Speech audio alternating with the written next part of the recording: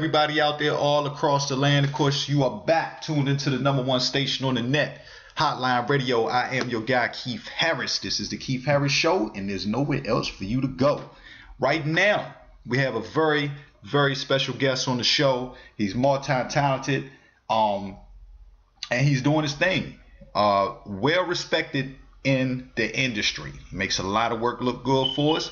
Without any further ado, I'd like to give a drum roll and roll out the red carpet for none other than main man, now let me give him a proper introduction. Professional digital colorist. you deserve it, Tawan. Digital colorist, editor, and director, Tawan Bazemore. How you doing, man? That was great. I'm doing well, man. How are you? I'm doing blessed, my brother. I wanted to ask, man. So you're on the West Coast, right? Yes. Okay, you're LA. How you enjoying LA? Because you're from Jersey. I'm from Jersey. I like LA. It took me a while because, I grew up in Jersey, love Jersey, have that Jersey way about me, and I had to kind of, acclimate myself to LA. Get used to the difference. Yeah, it was a bit of a culture shock. You know what? I'm an East Coast guy myself, born and raised in Washington, D.C. And I often ask that question sometimes with people like yourself in the industry. Is there a slight difference when you're, comparing the East Coast entertainment industry to the West Coast? Well, there's a to me, it's a big difference. Mm. Now, I don't want to upset my LA peeps, but it's just the fact. LA, the one thing I love about Los Angeles is that it's very chill. It's very laid back. It's not that people are lazy. It's not even close to that. It's just that people are just very chill, and they're, they're a little bit more like easygoing in terms of how things are moving. Right. The East Coast is very boom, boom, boom, boom, boom. It's fast. It's moving, and people don't have time for BS. They don't have time to listen to your 12-minute story. Make it in 2 minutes, or I'm out of here. Yeah. So, it's a discipline. So when that translates into filmmaking, so a lot of people on the East Coast, when they're making film, they have a discipline. They want to get in and get out. They want to tell the story. They want to get it sold. Whereas in LA, people really want the bigness of filmmaking. They love filmmaking out here. It's not that they don't love it. They love it less than New York. They just have a different way of going about it. Mm-hmm. Whereas they really want to get into the bigger films, the bigger studios. Whereas in New York, they really just want to make a great film with whatever money that they have. Right. It's almost like the somewhat like the structure of they're more a little more like on the East Coast, for instance. It's kind of like when people are going down the street. It's like, get the hell out my way. I got somewhere to go. Yeah. So they kind of want it quick. Leading into what you do, because your job, in filmmaking has its difficulties within itself. It's not an easy job. It takes a lot of time to do. Now, you being a digital colorist, now you have a lot to do with keeping the attraction of the viewer to watching and trying to satisfy what color everybody would have liked to see that in. Let me start out with you kind of explaining to people exactly what does a digital colorist do. A digital colorist is, first of all, it's a very technical and artistic position. Mm-hmm. And what we mainly do is we take the footage that's been shot and we enhance it. Mm-hmm. It's kind of like makeup for film or photoshopping for film. You just really take the footage and you make it pop. Mm-hmm. You either add saturation or you pull back saturation, like you stylize the film with color and contrast, and that can evoke different type of emotions depending on the colors that you use, the colors that you remove, the colors that you add, how you can center the action by darkening other spots and lightening others, and so it's a very intricate and kind of sexy position because Right. everything is very when I get it, it's very flat. It's nice, but it's flat. There's not a whole lot of life to it. And what we do is we bring a whole lot of life into that footage. Not eliminating the cinematographer. They do a wonderful job, and in fact, we follow a lot of their lead when we're enhancing the footage. Of course. So it's basically like a you do for me, I do for you type of thing with the cinematographer and the colorist. Right, because you still want to. I can see where you still need and want to stay within the original boundaries, but as you say, your job is to kind of make it jump off the screen a little bit more at you. Right, and a lot of it is discussed in pre-production. And there are people who don't know this. It also depends on the type of film that they want to make. Right. If you really want to make a great film, a lot is being discussed in pre-production. So my job is to go into pre-production and speak to the costume designer, the cinematographer, and the production designer. Okay. And the three of us, mainly them, the three of them, and then including myself, they will discuss the colors that they want. And I have to be technically proficient to know that, okay, on this camera, that yellow may look a little bit more like a yellow-green. Okay. So we kind of settle in on a look. Mainly, they settle in on a look, and in the cinematographer, we provide the technical aspect of that look and make sure that everything is great, and we develop a workflow to go from production through post-production to exhibition. Right. So for people out there listening, this is, it's a little more complicated than coloring, I guess, just like, simply finding something and saying, hey, I want it to be this color. You guys, Tawan, you have to be in the meetings to be 3 and 4 and 5 steps ahead from the beginning to know what they're looking for. Right. You know what it is? Have you seen The Revenant? I'm not sure. May have. Go. Continue. But, okay, well, The Revenant, it was with Leonardo DiCaprio. I think he won Best Actor this year. And that story was about revenge. And the best way the cinematographer wanted to tell it was through coldness, because you have to be kind of cold-hearted. It can't even be warm blood running through you when you really want to tear somebody's life down who affected your life. So what they did is the color palette that they chose was a lot of muted colors, and they kept a lot of things like a silver blue, and the blood was like, if his mouth was bleeding, it was like a magenta. And when the blood is really thick like that, it looked like it's coming from the liver.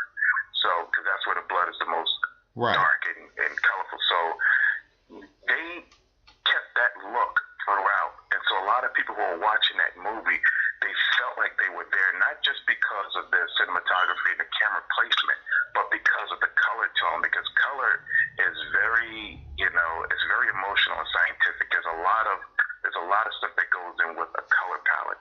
And so that's basically what a colorist will do, is they'll work with the cinematographer and go in and dial in a look that will have the most emotional impact for the film. Right. And and jumping forward a little bit, we'll kind of move around, but jumping forward, talking about one of the shorts you worked on, which was Seeking Valentina. Yes. As a matter of fact. Now, and I was able to watch that. Big shouts out to the whole Seeking Valentina crew, also Matt, Kristen, and everybody over there, Vita, Armin, everybody. And when I watched that short, that in particular, the way the colors was, the way because you did the work on that too. Also, let me clarify for listeners. Yes, absolutely. Right. And the way the colors, the way you set that up really did tell a story itself that went along with the script. Just in fact, and I don't want to give too much away for people who need and have to go watch the film, but you were able to create colors, or to put the colors there in a way that it gave you the sense of how can I say this without giving much away, about the loneliness that he was going through.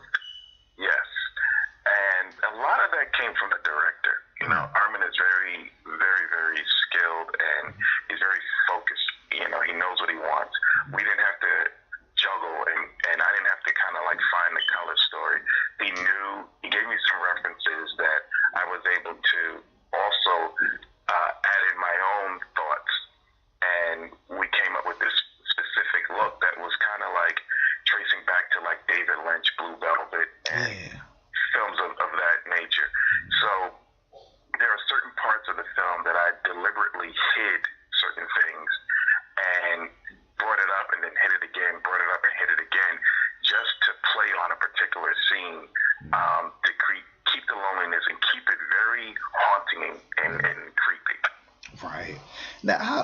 how do you find the fade? I'm for lack of better words, for me not knowing, but how do you some projects, they may be double-sided for you. Like in some shots, you need that really colorful, bright look. And then it gets to the part where things are kind of sad. And so then you've got to go all the way to the other side and just kind of dim it out. How do you find that space between the two to make them look like they belong in the same picture? Well, that's where the term grade comes in. Like when they say color grade, because it has to grade. So over time, you can see subtle changes. Mm-hmm. And so it's not jolting, and the audience is not like, whoa, am I watching another movie? You have to kind of grade it in, like slowly, like fade those particular colors in or out. Or like with Seeking Valentina, I could say this without, it's not going to give anything away. There's a fireplace scene, and I had to do I had to make it a little bit romantic at the same time haunting. So I had to pull back on certain colors and lift others, and kept the warmth of the fire to make it almost like a little bit hellish, but then pull back and make it soft and romantic. So that's how we kind of come to when something can be nice and beautiful, and then you pull back to something that's less beautiful.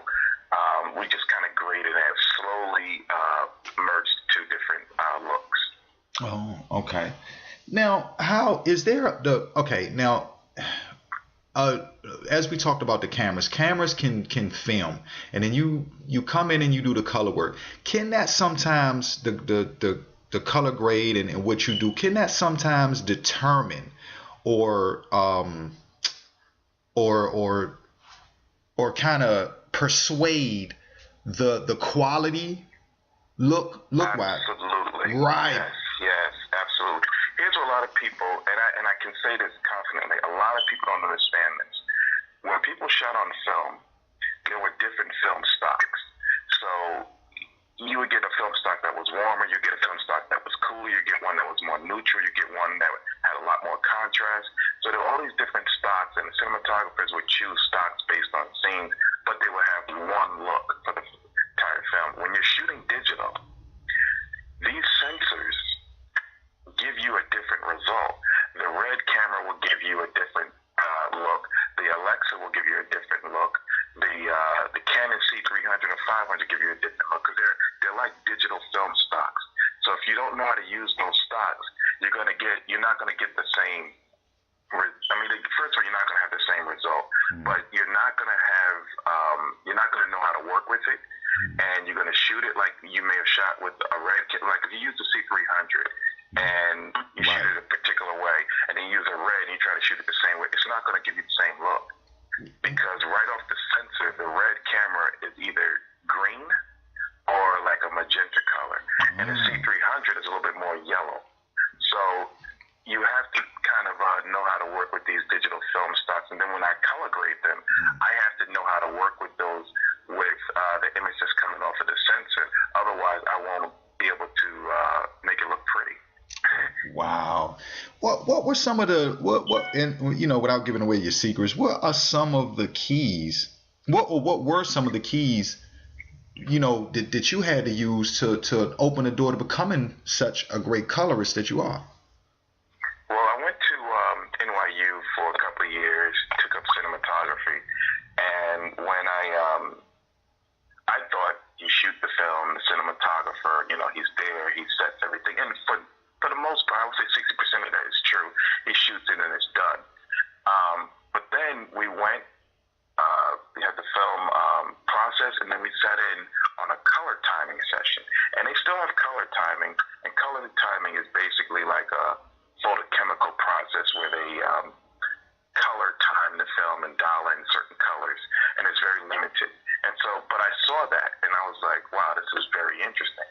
So I slowly tried to seek, not really a position, but more like sitting in on some color timing sessions just to see what the timing was doing. Fast forward ahead, I worked on a short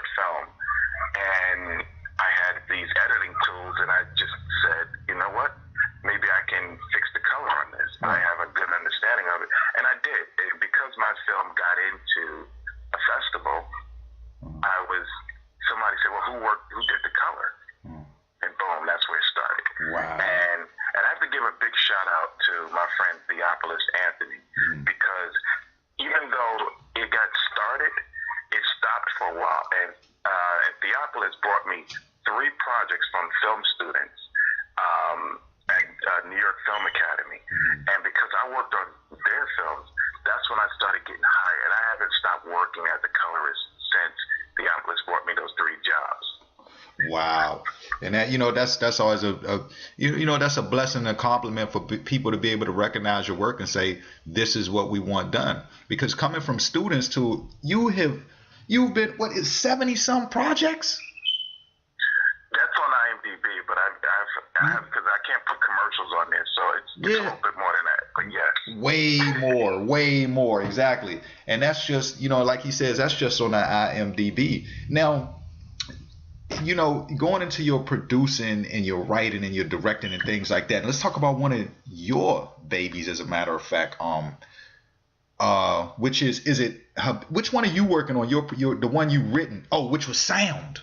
You wrote sound, right? Or are you still writing it? Or? Yeah, I wrote sound, and it's a very, very, very it's a very interesting story. Like I did it's more like a sensory type of story. It deals with a deaf woman, and I went up to Angel Crest, or I think it's called Angel Crest Highway or something like that. So I went up there one day, and I saw how nice it was. And the craziest thing is, at night you hear nothing. Wow. And you're so high up that when you're looking down and you're looking around, it's so terrifying. And I said, I'm so glad I can hear. Mm-hmm. And then that's when I said, whoa, hold up. What if you couldn't hear? And so I came up with this idea, and it's basically a deaf woman hears sound for the first time. Mm-hmm. But what appears to be a miracle turns into a nightmare when everyday sounds begin to torture her. Oh. So she goes through a lot, and I have a very interesting and unique ending. And it may not be the ending that's never been done before, but for the most part, I haven't seen it, and I don't know anyone who has. So we have a very, very interesting ending, and the way we want to shoot it is going to be incredible. We really want to shoot on the red camera. It's a 8K camera. 8 grand. No, 8K as in 8 times the resolution of high definition. Dang. So that's almost live, ain't it, Tawan? Well, it's that's good. I'm gonna steal that from you. I like that. All right. It's you know what it is? It's basically IMAX. That's what it is. Okay. So we need that resolution because I don't know. Some people know. A lot of people know this, but you have new filmmakers who may not know that when you're shooting mountains, you lose a lot of detail because they're so vast, and they have little small intricate things, like the little trees and the bushes and stuff. And if you need that backdrop, you know what? It's the resolution. You're right, and it's very hard for anybody to get those details. Very true. Good point. Yeah. So because I need that type of resolution and what's going on, like I really need to see when she's standing by the edge of the cliff. I need to see the depth of it. Yeah. And when her hearing starts to basically attack her, there's a lot of things that I need to get. Yeah. Which, without giving the story away, there's a lot of things I need to get, and that camera will definitely yield the results that I need to terrify the audience. Right, and you know what? You need that too, and that's a good company. And I tell you, speaking about things that you spoke about, the ending, you not knowing if it's been done. That storyline, I'm not sure if I've ever heard that particular storyline been done. I mean, we're talking about, because listen, people, we're talking about how often do you hear of someone who does not have hearing, but then when they get the hearing back, it's a curse, and they're like, oh my God, I don't want to hear it anymore. What am I hearing? Who thinks about that? Like, everybody wants their hearing back, and I don't want this to get in the wrong way, because it's serious. Because listen, this is still serious. That's what's so amazing about this. You can make this scary, but it's serious too, Tawan. You know something? I don't want to give the story away, but we deal with it's a very serious issue, and you find out exactly what's going on with her at the end of the film. Okay. But that's part of the twist. Yeah. And it's not an M. Night Shyamalan type of twist. This one makes sense. Okay. Right. You know, it sounds interesting. I know people can be sounded like, okay, and it's we all are curious now to hear what are these sounds that could be nightmares. We haven't even got into that. This is going to be amazing when this comes out, because people are going to want to know what exactly were these noises that were frightening her. Well, let me ask you this. Yeah. When you hear the ambulance and they're going back and the sirens are going, it annoys you, right? Right. What if it gets louder and louder and louder and it never stops getting loud? It does that, and that's horrible enough. Like it does. And I mean, like, imagine being at a concert or hearing concert sounds all day long, and then that concert sound is tripled. Wow. And it just never stops getting louder. Right. So what do you do?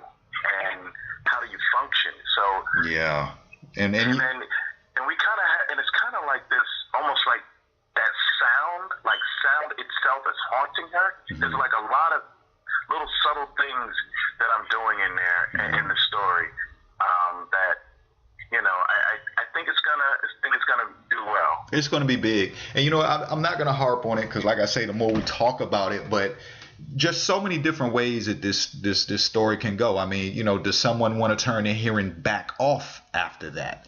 And then look, I was over here tripping, Tawan, when you were talking, because I'm sitting there thinking, oh my God, like later on, what if this becomes a superpower?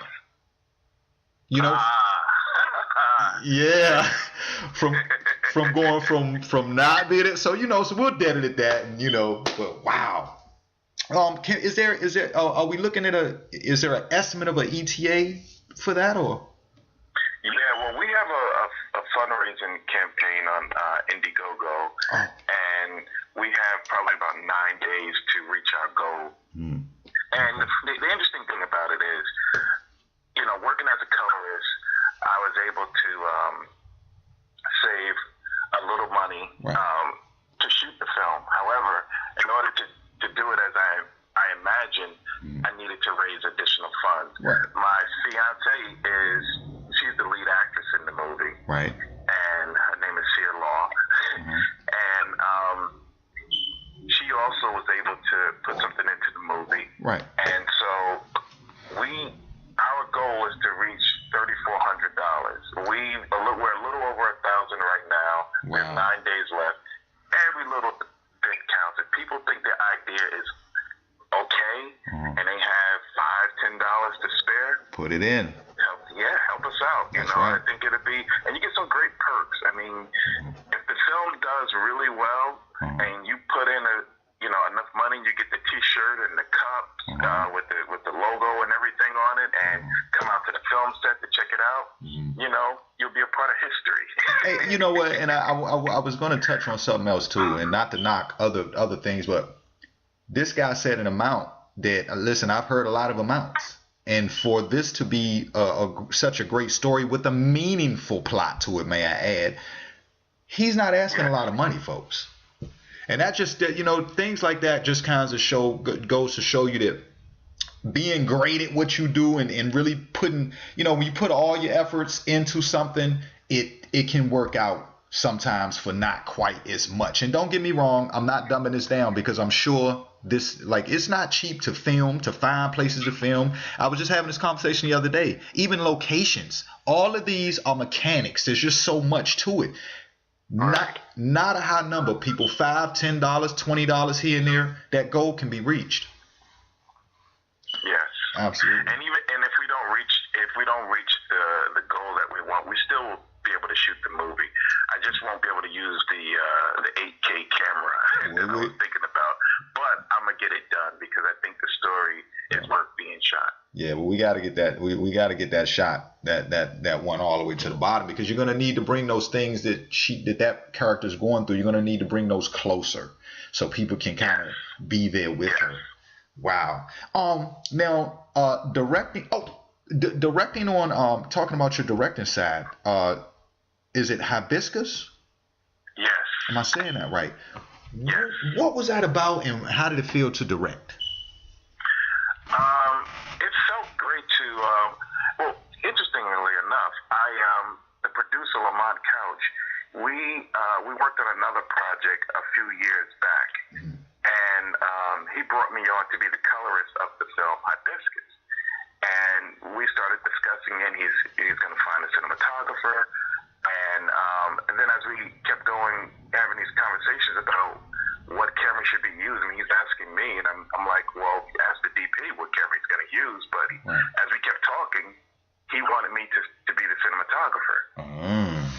So I go on, and then a week of shooting, he didn't like the results that were coming from the director, whose name I will not mention. No. So he asked me to step in place, and I said no. And the actors really wanted me to step in, and it was kind of unclear if they were going to continue on if I didn't. Right. So I stepped in, and then when I stepped in to work on it, I started to enjoy and understand the story on a different angle. And it's basically about a woman about this loner guy who just, he wants a different life, and he just doesn't feel like things are going his way, and he just got set in some mode where he's just reading books and going to work at a cemetery. This woman loses her life, and because he's an avid reader, he just pretty much grabs 3 books, and just reads them. He doesn't even look at the cover; he just reads them.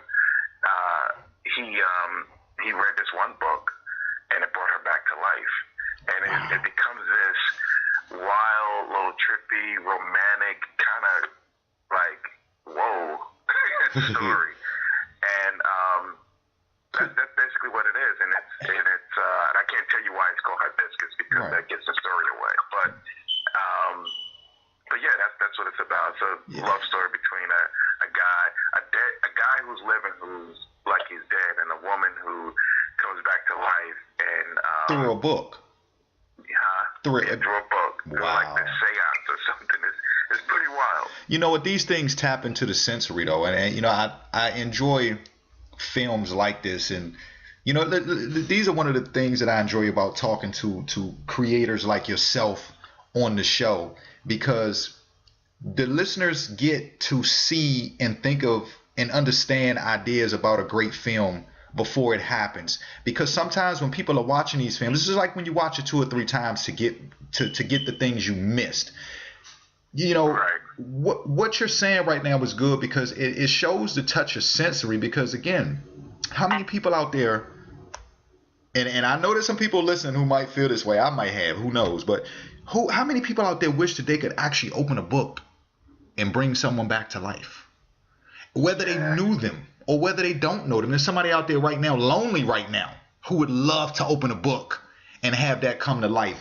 And that's the thing about being a creator, and what you do is makes what you do amazing, is being able to bring to people those idealisms that they would not get in everyday life. That's film and movie magic, man. Yes. Do you do this intentionally? When you think of ideas, are you always thinking outside of the box, or does it happen that way? I think it happens that way, or I think it's a mix of both. Like, I don't like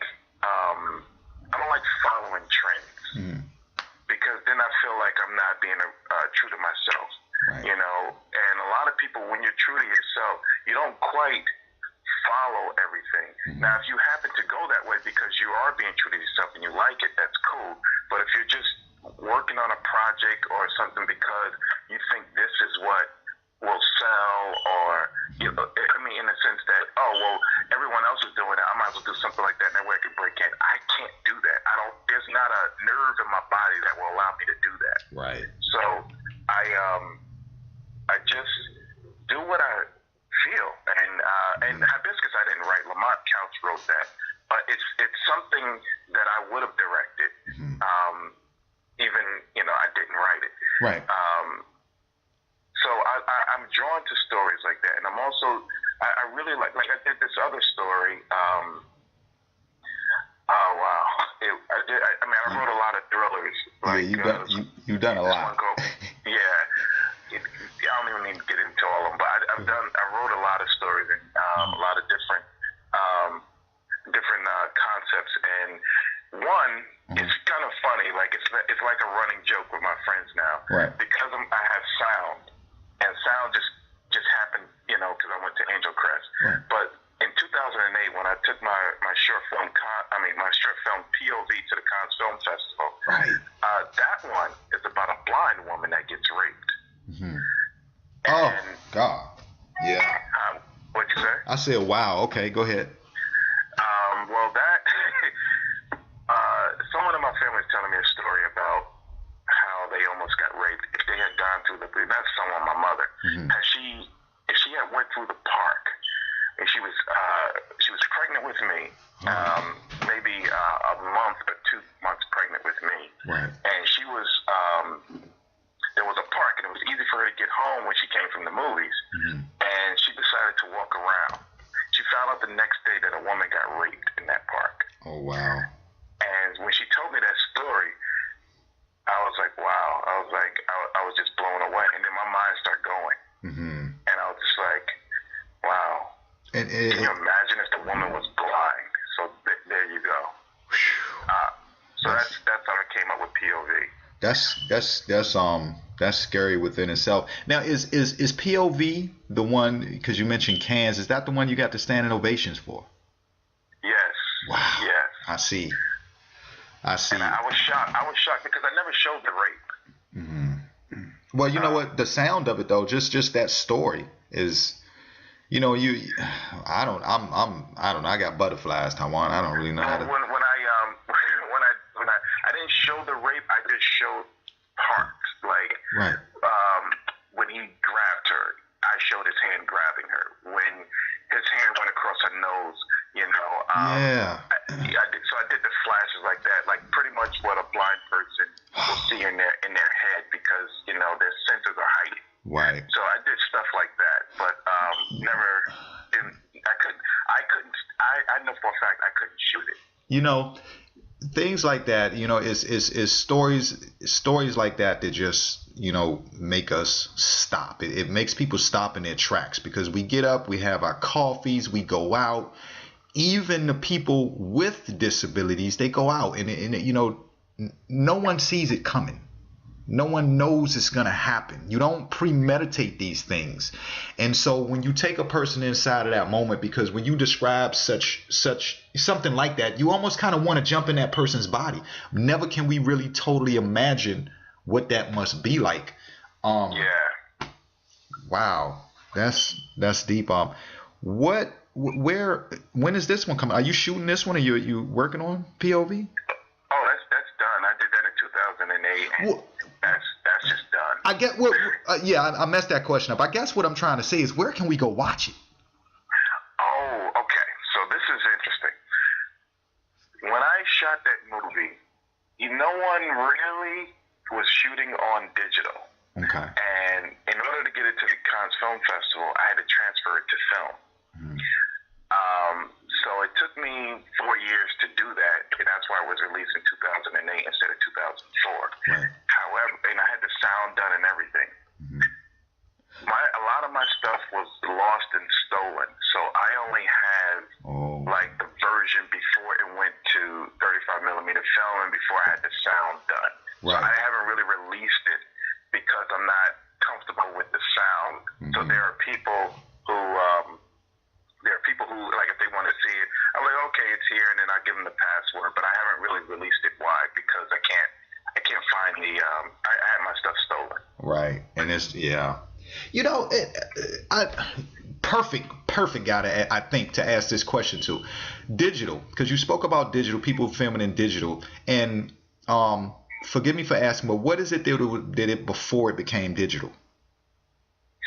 Well, it was everything was basically analog. You shot on film or you shot on Beta SP, and if there's any of your listeners who remember Beta SP, that was like, if you could shoot on Beta SP, they were like, I'm close to the film. I'm closer. I got 700 lines of resolution. I'm close to the film, and it still looked like video. But in your mind, you played this trick, and you just knew you were close to the film. Well, you know what? You just gave me a sense about Beta back then, because I got a little bit of miles on me, and when you mentioned Beta, I'm like, hold up now, Beta. You done took me back to the equivalent of 8-track. But my reason for asking that is because by you being a digital colorist, you must deal with this, as much as other filmmakers, because a lot of people I talk to in the film industry say there's a yin and a yang. Things are good looking on digital now, but then I hear so many filmmakers I talk to and they say, wow, when everything became digital, it just got kind of crazy because I can't use the things that I have no more. Have you noticed that, or did you start working with film when it was digital, or did you go through that hardship too? I did, but I have a love-hate relationship with digital. Like, I'm a lover of film. I love things that are analog because they're real. Like, film will never be format obsolete. You shine a light through it, you can watch the film. Right. Whereas digital, you gotta have hard drives and formats and things like that. And the great filmmaker David Fincher, he said he has music videos that he can never watch. So because the format is gone. Right. Okay. So that's, and then with digital, the thing that this is gonna upset a few filmmakers, but it is what it is. There are a lot of filmmakers who they shoot digital, they get a camera that has 4K to high resolution, and they'll say this thing something like, it has 13 stops or 14 stops of dynamic range, and I can do this, and they forget to light the film. And they figure because they have a great camera that a real cinematographer is not needed, and they get some cousin, right, and they get some Home Depot lights, and when they can afford better light, and they put that stuff up, and then they want it to look like a particular movie. Then they bring it to me as a colorist and say, I want it to look like, and I'm just throwing a movie out there, I want it to look like The Matrix. Yeah. Like, it's never going to happen, Captain, because you certainly did not do didn't give me a great acquisition image. So there's a lot of, the discipline has died down considerably when people are shooting digital. And in digital, again, like I mentioned earlier about the different cameras, they yield different results. And if you think that every sensor is the same, you're going to be sadly mistaken, and you're not going to get the look that you want because you don't know how to shoot with the camera. With film, it was simple. You can get any film camera, any 35 millimeter film camera. It doesn't have to be ARRI. It doesn't have to be Panavision. Right. You can get movie cam, and you can put Fuji or Kodak stock in it. As long as you understand the stock, you're good to go. Right. So it's just the process. The process has changed. The workflow for me is, a lot of people say, handling film and changing in the bag, make sure it doesn't get exposed. Sometimes you want to pre-flash the film based on if you want to do a look, but make sure it doesn't get exposed, and you're going through the editing, and then you're cutting your fingers and all this other. I get that. Wow. This takes me to another thing, because this must be the other side too. Do you ever run into, because you're making everything clear for people to see, do you ever run into, because I've heard this before, is there a such thing as like high definition or certain, is there a such thing as showing too much? I've heard people say they can get every bump on somebody's face nowadays, almost. Do you go through do you go through the issues when you're doing your thing where you have to block a lot of things out, you have to cover things up, because for you it's not just bringing to life, it's also kind of do you hide those things as well too, or does that come with the process before it gets to you? A little bit of both, but if it's done well, then it's lit like film and not just lit like like a sitcom. Okay. So, but there are a lot of times I have to soften the skin because digital is so sharp, and especially for women. Women like to, they don't want everything seen, and this is true for 90% of women who are on film.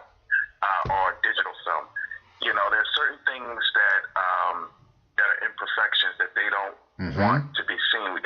That high definition and greater brings out, whereas film softens certain things. Sometimes with high definition, a woman or man may not have a wrinkle or anything on a laugh line, but when they shoot on film, but when they shoot digital or high definition, you could see, like, it's almost like it's creating it or magnifying something that's slowly forming. So those things are very you just got to know how to again, it goes with the sensor. They have this camera called the Arri Alexa, and the Arri Alexa, when they came out, they did something really smart, and they have this thing that it's called the acronym is OLPF, and what that is basically optimal, like, low pass filter, and when this is in front of the sensor, and so when you're filming, you get a softer edge, and you get a more filmic, creamy look. Not creamy, but just it's a little bit softer, and it takes some of that edge off, and then it also does something with the lighting as well. It's not so harsh coming in. Other cameras are doing that now, but when those first, like the red, it may have had a low pass filter, but you still saw this plastic type of look when it came to skin.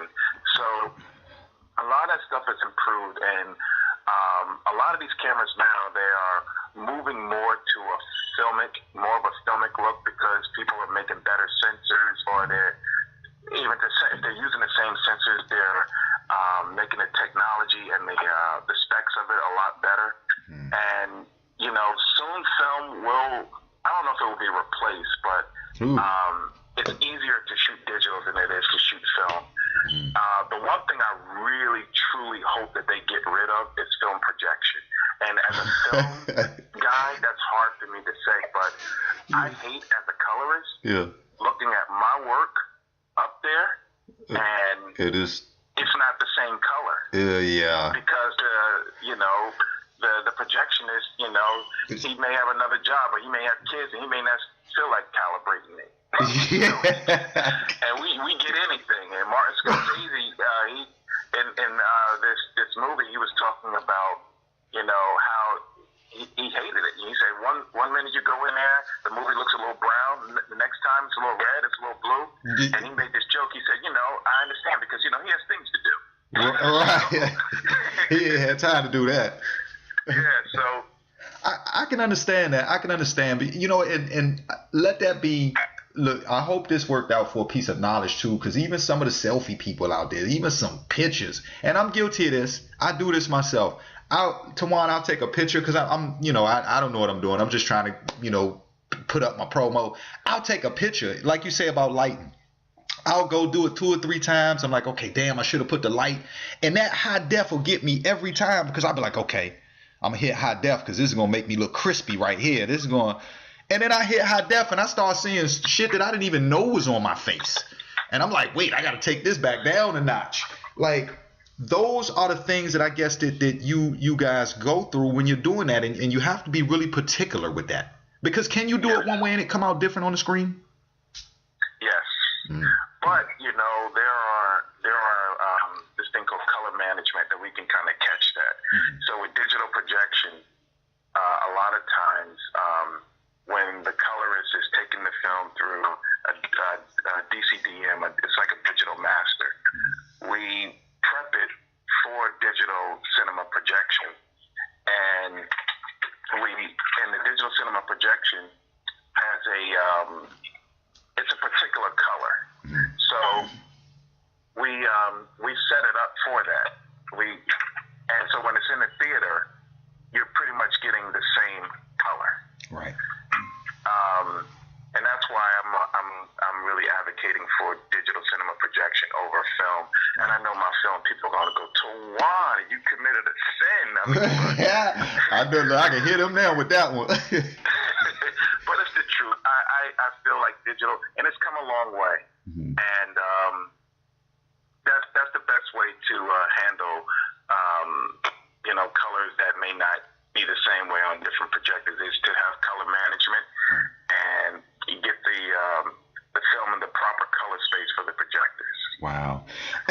Okay, and a few more questions before we go. But the first one I'll jump into. Has doing so much work on all these projects ever made you feel like you might want to jump in front of the camera? You know, Yeah. all right. So here's an interesting story. I went to acting school for 2 years, Lee Strasberg, and I was surprised I got in there. And I'm gonna say this, and I mean it with my whole heart. I can act. Right. I mean, well. Yeah. With really no effort. And I'm not saying that because I think I'm the greatest. I just know I can act. It doesn't require a lot for me. Right. So, but I don't seek acting because I don't like. I can handle someone saying I don't like the color. I can handle someone saying, oh well, I didn't get your story. Whatever. I mean, that's fine.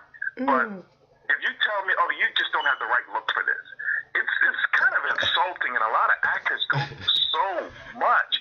Your hair is like this. It should be like this. Your weight. Eric, could you just lose maybe about half a pound on your side? Yeah. I mean, that is so like you minimize the person so much. I couldn't go through all that. You know what? That's that. You know what? And I can see what you're saying too. That those are things that again, people have to go into these auditions, into these places, and be able to come out and say, hey, I can't take it personal. It just wasn't for me. But that's the way it is. But hey, look, I was going to say we'll lead it. We'll drop that one off. We'll drop that one off right there, Tawan. You know what I'm saying? I definitely would take it personal. I know. Look, and I was going to say, damn, and I got some more shows after this too, so I don't want to, start to get out of opinion. But look, okay, let's talk about this because listen, I got to get to the shout outs, I got to get to upcoming stuff and where people can find your work. But I want to talk about this one too because this one you did artwork. I'm sorry, you did the color work on Ditch Day Massacre. Oh yeah, with Bill Overhart. Yeah, and to get him right, in order to get him right, I know you had to be doing something good over there. So. Well, yeah, the director, Joe Hendrick, he and I worked on a feature film, and then I color graded his short film Skidamarink, and I loved working on that. That particular film got me a lot of jobs because the color was so nice, according to a lot of people. So that was great. And so he was working with this producer, Megan Waters, and he was telling me, hey, I have this great colorist, blah, blah.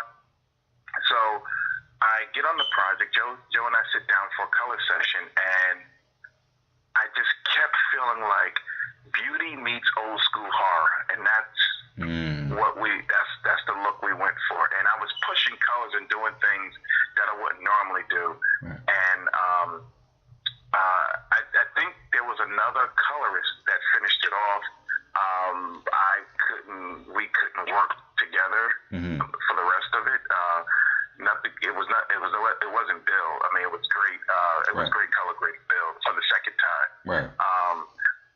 And it was great working with Joe and Megan for the most part. I think we just had creative differences, and we just it happened. So I don't know what version is out there now, but if it's still the same one that I did, then great. Oh, okay. Well, hopefully that's the version. Right there is that the great one. That's the one we need. The one Tawan did, the great one. Listen. So what has been the most exciting? I mean, this is work for you, and but at the same time, I'm sure there's learning experiences, things you go through, and also things that people who watch you can pick up from you. To the people out there, what has been the best experience for you in this, whether it's just that humbling experience at home when you think about it to yourself, or maybe the events. What's been one of the most enjoyable, even maybe what family, the way family commends you nowadays. What's been the good journey for you with this? As far as color or filmmaking? Oh shoot, yeah, I forgot because you do well. Or just a combination of both. Yeah, a combination because you do it all almost. Yeah. Let me see. Okay, we'll go with coloring because I can see how you could that could be a different. well, I can break it down really quick. The best part of my filmmaking life was when I got the 2 standing ovations in France. Oh, damn. And that's because you are working overseas too. Yeah, that was I wasn't expecting that because it was quiet in France. It was literally quiet when it was done. No one said anything until the music stopped, and then it was just like. And then I heard someone say something in French. They were kind of whispering. It was like pop, pop, pop, pop, and they stood up and they were looking back. They were looking around to find me, and I was kind of like in the middle. And then when they stopped, they came back in and did it again, and I was blown away. Can you know that's a dream. That's a dream to just imagine that. You're in France and everybody's. Yeah. You know what I mean? Yeah. So that was amazing, and I think the best. As far as I like to be totally honest, it's hard for me to judge the best color grading, but I will say this: I work with producer Alison Venor and Bernie Sue, excuse me, and there was this series called Vanity, and it was by Style Hall, Canvas Media, and Maybelline, New York, and that was such an incredible experience color grading. That series because I like being challenged as a colorist to try to come up with something that's unique to a particular brand or show. Yeah. And in that, I had a lot of creative freedom, and I worked closely with the cinematographer, and we came up with this really, really rich and beautiful look, and that was one of the most incredible color grading experiences that I've had. And I've had some great ones, so not to minimize the others, but if I were to choose the best one out of all of them, I would say it was the Vanity series and my current project now. I'm working with the guy who played Martin Luther King in Selma, David Oyelowo. Oh, wow, yeah. His wife, Jessica, just directed her first film. And all I could really say about it is that I worked at their home for 4 days as a digital imaging technician, and then they brought me on to do the final color. Wow. And it was shot beautifully by Sam Sullivan, and that's one of my truly great experiences was working with them as well. So yeah. Wow, on the way to great things. Now, where can people go to check out your Facebook handles, your Twitter handles, and also as for people who would like you to work on their projects for other filmmakers and people out there, is it do they go through your management, or how can they get in touch with you? They can. My management does. I don't really have management for color, but I probably will at this point. I think I need some management from color. I don't know. Look, forgive me for wording it wrong. I just no. Because Matt Chase, my manager, he pretty much does everything else, so I might as well just have him do this too. Yeah. But the easiest way to get in contact with me is Facebook. I mean, I think I kind of was part of one of the coders of Facebook. I'm on Facebook so much. So it's filmmaker Tawan Bazemore. That's my Facebook fan or professional page, or Facebook.com Tawan Bazemore. Same thing with Twitter. Is Twitter.com is my handle is Tawan Bazemore. Same thing on Instagram.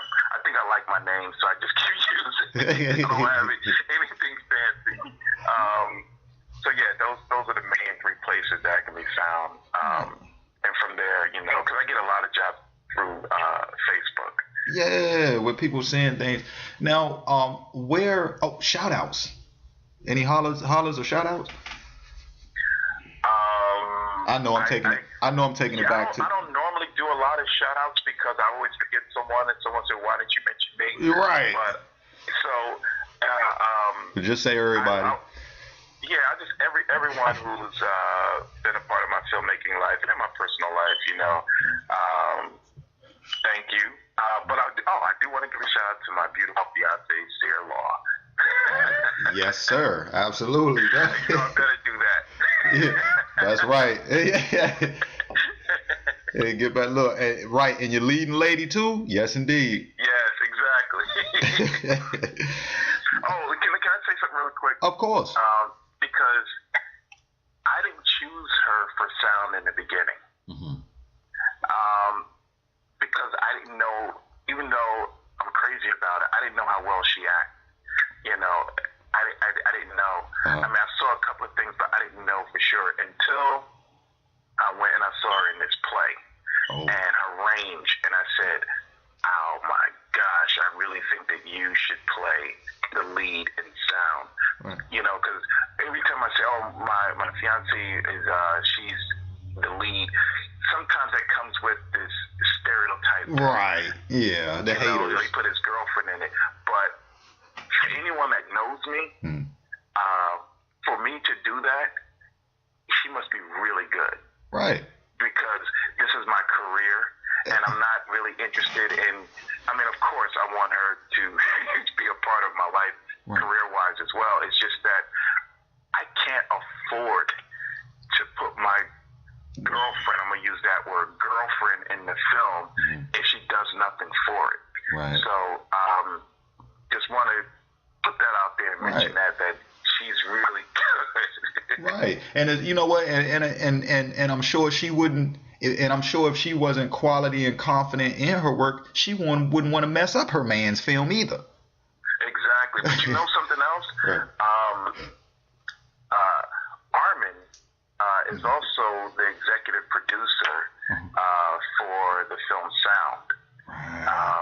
And Kristen West, I love Kristen's work as an actor. She is brilliant. That's why she and Armin teaming up, doing projects, it makes sense. And I see a huge career for those two. I honestly do. If I never make it, I just will enjoy watching these guys soar because they just have so much talent. Same thing with Matt Chasen. He's helping this project out, helping to produce it as well. I mean, I have a great team behind. So if I'm going to do a shout out, it would be for those guys and for the project Sound. Like, I really need some people to donate. Right. We're gonna look, and when we get off air, we're gonna make sure we post that too on the social media so everybody can, get involved and know where to go to donate. Thank you so much. Absolutely, man. Listen, Tawan, you're amazing.